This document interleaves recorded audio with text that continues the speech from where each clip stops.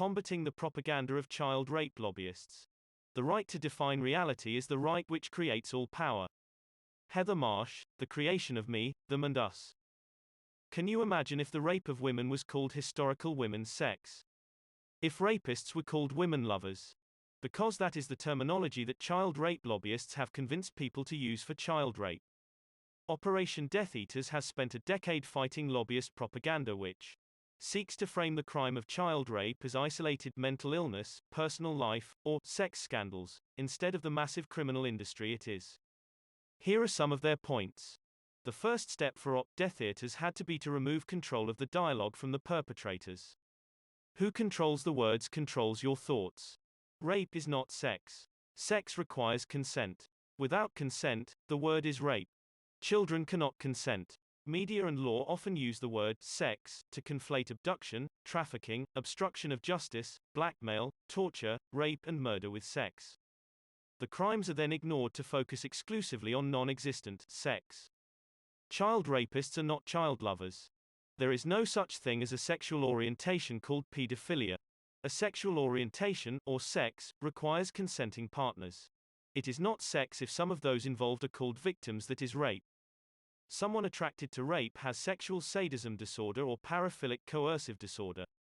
Someone attracted to the rape of children is a pedosadist. None of these labels matter. The focus should be on the crime, not the predator's feelings. Pretending that pedophilia exists and is a sexual orientation is used to pretend the predator is accused of having sex instead of committing rape and other crimes. The word pedophile erases the child from the act and is concerned solely with the feelings and perspective of the predator. No one considers being raped, tortured, murdered is a sexual orientation. Pedophile has no word for the child. People who rape women are not called gynephiles. People who rape men are not called androphiles. People who rape children are child rapists. That is all. Use the victim's perspective. The word pedophile makes the predator a victim of an illness and their prey simply a recipient of love. The predator's illness is portrayed as worth more sympathy than the victims of their crimes. The word pedophile is to put focus on the torturer, murderer and his illness, which needs understanding. The hyper-focus on the predator in child rape reporting puts the predator and his life paramount, and eliminates empathy for the victim. It's a crime, not a game. Rape is the only violent crime that is depicted as a game. Romp, play, peccadillo, scandal, sex game, sex scandal or sex are all words used by media used to diminish the harm to the victim. These casual or fun words are used to disguise the crimes committed. Child rape involves rape, murder, torture, abduction and extortion. These are crimes, not a game. It's a crime, not a scandal or a peccadillo. Rape is also the only crime often depicted as deeply personal, and belonging only to the predator, not the business of victims or society. Crime is everyone's business. They are child rapists, not pillars of community. Predators are very often portrayed as upstanding people instead of criminals. Media use descriptors such as wealthy financier, the royal prince, president, and high-profile humanitarian. This provides public justification for the fact that they almost never suffer consequences. This propaganda results in frequent judicial reversal of blame from the predator to the victim in rape cases. Victims are not oppressors. Media portrayal of child rape crimes changes the status of the victims while the predators retain their former status. Many words are used to disguise the fact that the victims are children such as gay sex, loose women, rent boy, prostitute, or the non-existent, underage women. The depiction of child victims is prostitutes, and gay if male is an attempt to devalue their lives relative to the predator. A boy does not become a homosexual, or in some cultures, a woman just because he is raped. A child does not become anything except the victim of a crime. Victim is not a status to identify with. All victims of crimes are victims of crimes. The narrative that victimhood of rape, and only rape is a choice, places the blame for that choice on the victim. The negative words used to describe child victims imply that they chose or deserved their victimhood. This is reflected in the lack of public concern for the number of victims and witnesses currently filling prisons and mental institutions. Related to the portrayal of victims as oppressors is the portrayal of children as powerful, experienced and mature. Conflation of child rape with adult relationships by depicting the problem as age or power difference or a lack of consent is an attempt to erase the right of children to not be sexualized by untitled adults. The predator is not the victim. Headlines and media reports often place the predator as the victim and the victim as the aggressor. This is done by claiming that the predator is bombarded, attacked, pursued, or hounded by accusations. The victim is also often portrayed as admitting to being raped or groomed as children.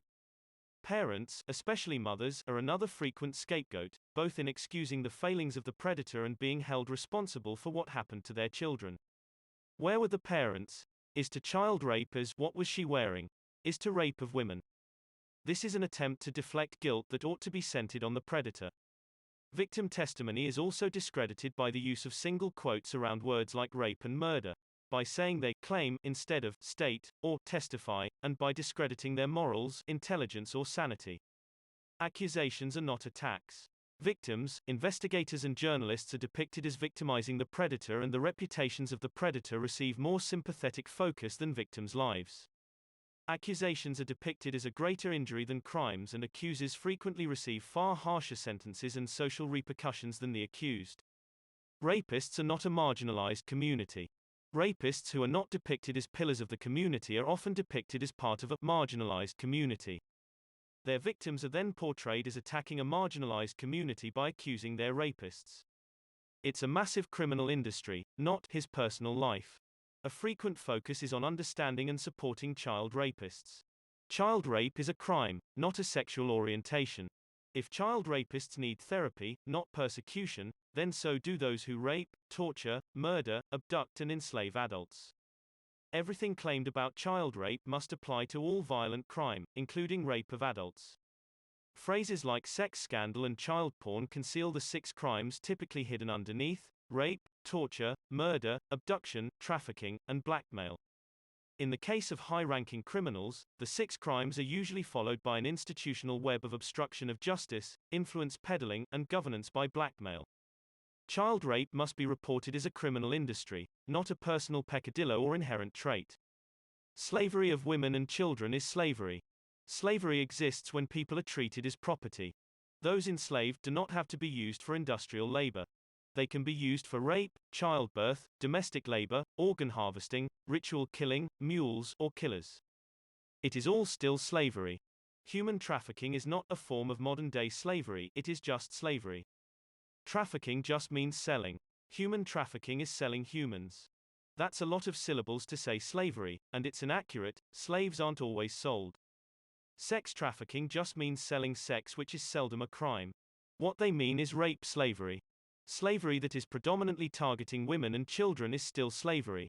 Media and human rights organizations are very reluctant to use the word slavery when reporting on women and children, often placing it in single quotes or adding modifiers like a form of modern day. This reflects the still prevalent attitude that women and children are naturally possessions. Crime is not a sexual orientation. And most of all, we are not dealing with a sexual orientation or chronophilia, we are dealing with a massive criminal industry. Slavery is not a sexual orientation. Rape is not a sexual orientation. Violence is not a sexual orientation. Slavery is not a sexual orientation. Rape is not a sexual orientation. Violence is not a sexual orientation.